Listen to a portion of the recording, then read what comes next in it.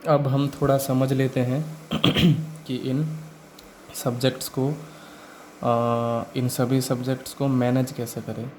देखिए, एक सिंपल सी चीज़ अगर मैं आपको बताऊं, कहीं पे कोई बहुत ही बड़ा इनॉग्रेशन हो रहा है या फिर कोई बहुत ही बड़े लेवल का काम चल रहा है, तो क्या एक सेकंड में या फिर एक बार में ही उस सारी चीज़ को संभाला जाता है? नहीं। हम क्या है, बाई पार्ट्स उसमें पार्टीशंस कर देते हैं कि तू इतना संभाल, तू इतना कर, तू इतना कर, तेरा काम ये है, तेरी रिस्पॉन्सिबिलिटी ये है। मतलब कि हम अपने फोकस को डिवाइड कर देते हैं कुछ हिस्सों में, ताकि क्या है, एक कंप्लीट फोकस बना पाए। एक ही बार में, एक ही वक्त में कंप्लीट फोकस सब में नहीं बनेगा, लेकिन आप अगर उस चीज़ को बाई पार्ट्स अगर बांट देते हो, तो क्या है, वो छोटे छोटे एम को क्लियर करने में हमें बर्डन फील नहीं होती है, जिसके तहत हम एक बड़े से लेवल को कंप्लीट कर सकते हैं। ओके, तो उसी तरीके से ही मैंने यहाँ पे पार्ट्स बना दिए हैं सब्जेक्ट्स के। कुछ सब्जेक्ट्स इस तरफ हैं, कुछ सब्जेक्ट इस तरफ हैं। तो सबसे पहले आप यही देखिए कि पिछली वीडियो में मैंने जितने सब्जेक्ट के बारे में बात करी थी, उससे रिलेटेड प्रीलिम्स में कितने क्वेश्चंस आते हैं और प्रीलिम्स कितने मार्क्स का होता है। तो प्रीलिम्स आपका ओवरऑल 200 मार्क्स का रहता है, और इसमें सभी सब्जेक्ट्स की वेटेज कितनी है वो मैं आपको बता देता हूँ। इंग्लिश में 25 क्वेश्चंस आते हैं 25 मार्क्स से, और हिस्ट्री से 25 क्वेश्चन आते हैं 25 मार्क्स से, मतलब कि एक क्वेश्चन 1 मार्क का होता है सब में। इसी तरीके से इंडियन नेशनल मूवमेंट, मतलब कि भारत में जितने भी आंदोलन हुए थे, वहाँ से 25 क्वेश्चन आते हैं 25 मार्क्स के। तो सबसे बड़ा हाई स्कोरिंग एरिया जो है वो हिस्ट्री, और हिस्ट्री का एक सब पार्ट इंडियन नेशनल मूवमेंट को लेकर 50 नंबर आप उठा सकते हो। बच्चे सबसे ज़्यादा इसमें फोकस करें, ये हाई स्कोरिंग एरिया है, ये आपको पास भी करवाएगा और आपके नंबर भी ऐड ऑन करवाएगा। ओके, किसी भी अदर पेपर में आपको ऐसा देखने के लिए नहीं मिलेगा कि ओनली आंदोलन वाले टॉपिक से ही 25 क्वेश्चन आ रहे हैं, लेकिन हमारे WBCS के प्रीलिम्स में दिया जाता है। तो हिस्ट्री को बहुत ही अच्छे से तैयार करें, क्योंकि इस 200 नंबर में से 50% तो हिस्ट्री पूछ ले रहे हैं वो आपको 50 नंबर की। तो फिर ये बहुत बड़ा सिलेबस है, इसको कंप्लीट करना मोस्ट इम्पॉर्टेंट। जिसकी वेटेज सबसे ज़्यादा है उसको सबसे पहले कंप्लीट कीजिए, क्योंकि उसको कंप्लीट करने में वक्त लगेगा और उसको रिवीजन करने में भी वक्त आपको लगेगा। इसलिए सबसे पहले कौन सा सब्जेक्ट पढ़ना है वो मैं आपको आगे बता दूंगा। And then polity and economy, इन दोनों को मिलाकर 25 नंबर के क्वेश्चन आते हैं। मान के चलिए कभी 16 क्वेश्चन पॉलिटी से दे दिए, बाकी रिमेनिंग 9 क्वेश्चन इकोनॉमिक्स से दे दिए, कभी 16 क्वेश्चन इकोनॉमिक्स से दे दिए, रिमेनिंग 9 क्वेश्चन पॉलिटी से दे दिए।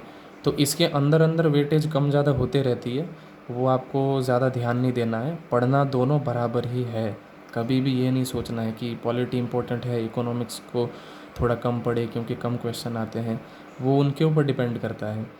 जैसे कि इस बार के प्रीलिम्स में इकोनॉमिक्स के क्वेश्चन थोड़े कम आए थे, पॉलिटी के ज़्यादा आए थे। तो ऐसा ज़रूरी नहीं है कि अगली बार भी ऐसा होगा। अगली बार वो वेटेज को चेंज कर देंगे, अगली बार इकोनॉमिक्स से ज़्यादा पूछ लेंगे, पॉलिटी से कम पूछ लेंगे। तो हमको ये नहीं पता है कि इन क्वेश्चंस के अंदर वाली जो वेटेज है वो कम ज़्यादा किस में होगी। हमें बस यही अप्रोच रखनी है कि हमको भाई पूरा पढ़ना है।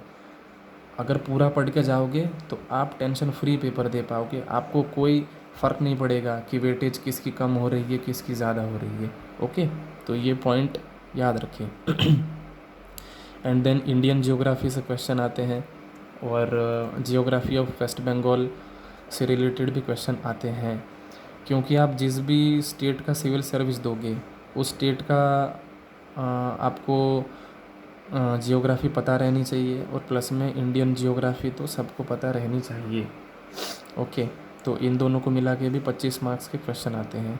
And then maths and reasoning, इन दोनों को मिलाकर भी 25 नंबर।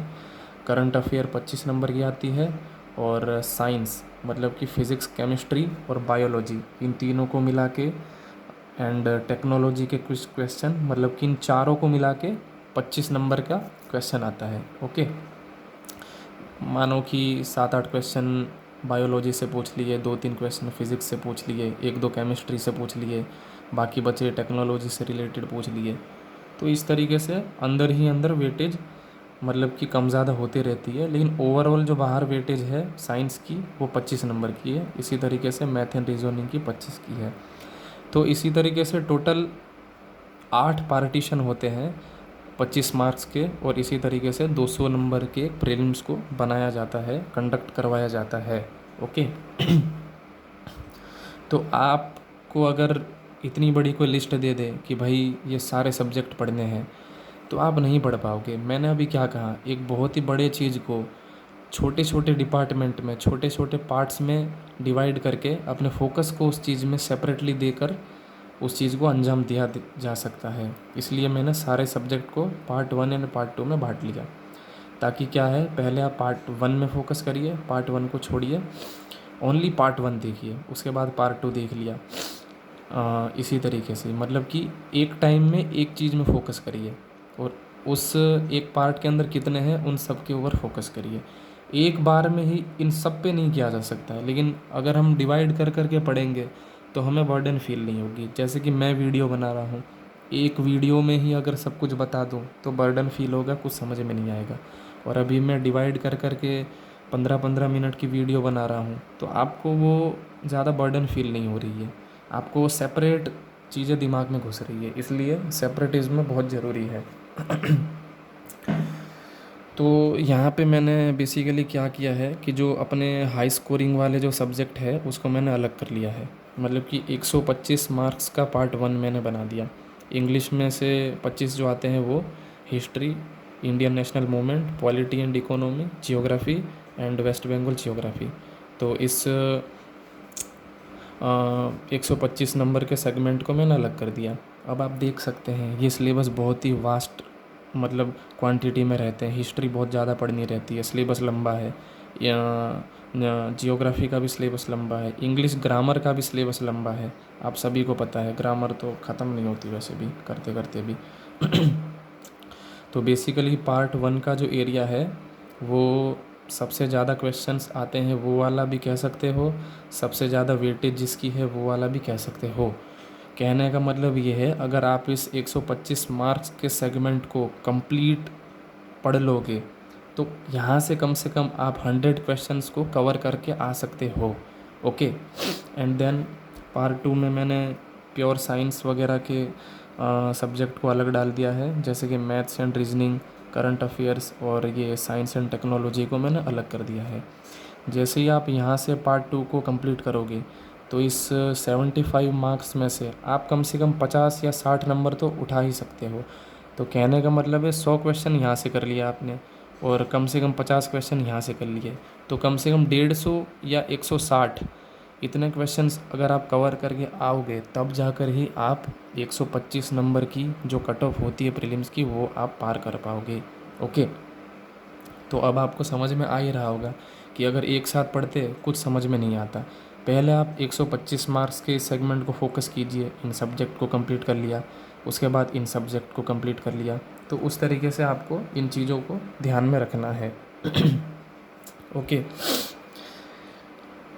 जैसे कि इंग्लिश के 25 क्वेश्चन में थे, एक दो आपने छोड़ दिए, history and Indian national movement, इसमें से क्वेश्चन एक भी नहीं छूटना चाहिए किसी भी हाल में, क्योंकि यहाँ से जो भी डेटा पूछा जाता है वो आपको स्ट्रेट एंड फॉरवर्ड ही पूछ लिया जाएगा प्रीलिम्स के पेपर में।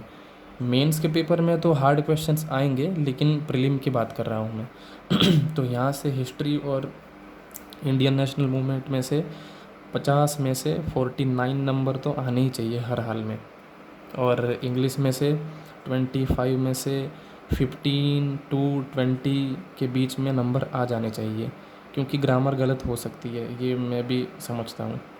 And then polity and economy, polity बहुत इजी सब्जेक्ट है, आराम से पढ़ पाओगे। इकोनॉमिक्स भी बहुत इजी कह सकते हो, क्योंकि प्रीलिम्स में ठीक ठाक ही क्वेश्चंस आते हैं। अगर पढ़ लोगे डीपली तो फिर मेंस तक का भी ऑटोमेटिकली हो जाएगा, जैसे मैंने आपको बताया।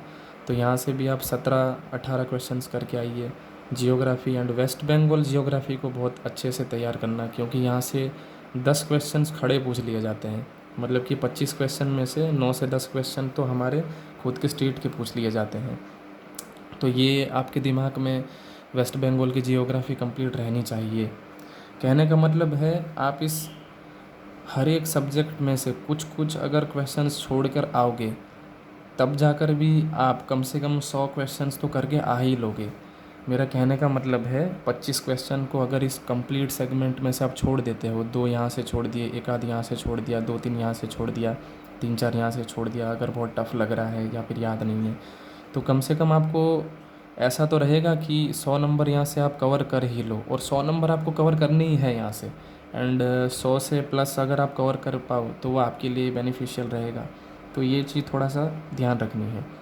उसी तरीके से यहाँ पर भी थोड़ा सा ध्यान रखना है कि आप इस सेगमेंट को भी कंप्लीट कीजिए। अब मैथ एंड रीजनिंग में से 1-2 छोड़ दिए क्वेश्चन आपने, करंट अफेयर से 4-5 छोड़ दिए, क्योंकि करंट अफेयर तो वास्ट रहता है, कुछ अफेयर्स करंट याद ना हो ऐसा मतलब कि नॉर्मल है। और साइंस एंड टेक से आपने कुछ क्वेश्चन छोड़ दिए, तो यहाँ से अगर मान के चलिए आप 10-15 क्वेश्चन छोड़ देते हो तो कम से कम 50 क्वेश्चंस आपको कवर करने हैं। तो कुल मिला के ओवरऑल बात यही है कि 100+ क्वेश्चन या फिर 100 यहाँ से कंप्लीट कीजिए, कवर कीजिए पेपर में करने की, और यहाँ से कम 50-60 क्वेश्चन करके आइए। 150+ क्वेश्चंस आपको हर हाल में कवर करने हैं पेपर में, और उससे अबव अगर आप जितने भी करके आ रहे हो अगर वो करेक्ट है तो वो आपके लिए ही बेनिफिशियल रहेगा। ओके, तो जैसा कि आप देख रहे हो कि हम जब पेपर देने बैठते हैं तो हम हर एक सब्जेक्ट में से कुछ ना कुछ क्वेश्चन हम छोड़ के आते हैं, और उस क्वेश्चंस की गिनती अगर हम करने बैठ जाएं तो कम से कम 25-30 क्वेश्चन इन दोनों सेगमेंट में से छोड़ देते हैं, क्योंकि कुछ क्वेश्चन एडवांस हैं, कुछ हमें नहीं आते हैं, याद नहीं है। जो चीज़ याद ना हो और जिसकी इन्फॉर्मेशन ना हो वो क्वेश्चंस तो हार्ड ही माना जाएगा हमारे माइंड के लिए।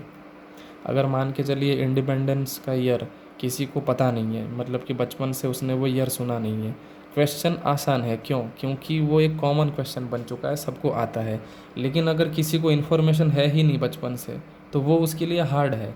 तो मेरे कहने का मतलब यही है, कुछ क्वेश्चन सभी स्टूडेंट के पेपर में ऐसे फंस जाते हैं जिसका कोई आइडिया उसको नहीं है।